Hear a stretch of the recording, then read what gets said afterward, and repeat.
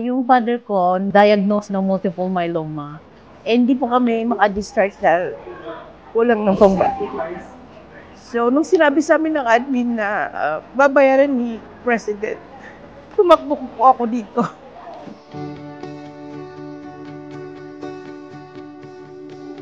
Ang ate ko po, nag-check up po, meron po siyang breast cancer.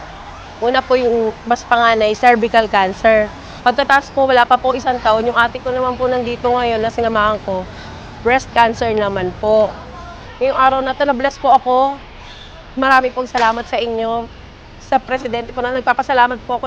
Tuwan-tuwa po ako ngayon talaga.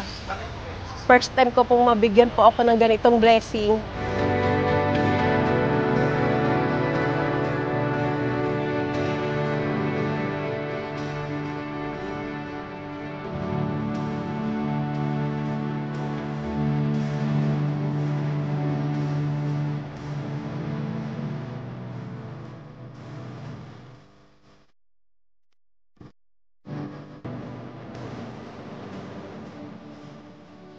Napili ako mabigyan ng financial assistance.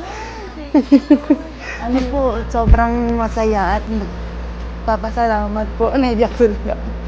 Kasi po, grabing hirap na po nadadanasan po namin. President Bongbong Marcos, binigyan niyo po ako ng biyaya na hindi ko inaasahan.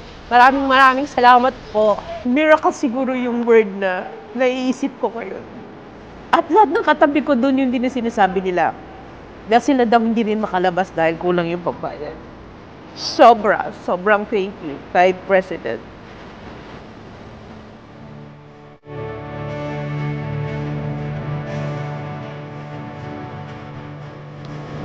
Kasi nung umaga, tinawagan ako. Kasi night duty pa ako. Tinawagan ako ng kasama. Kung may extension ka, tulungan mo, sagot daw ni BBM. Bill, kasi nga malaki nga yung bill niya. Tsaka ang daming doktor. Malaking tulong po ng BBM para sa mga taong nangangailangan, lalo na dito sa PGH. Dahil sa kanya, marami siyang matutulong.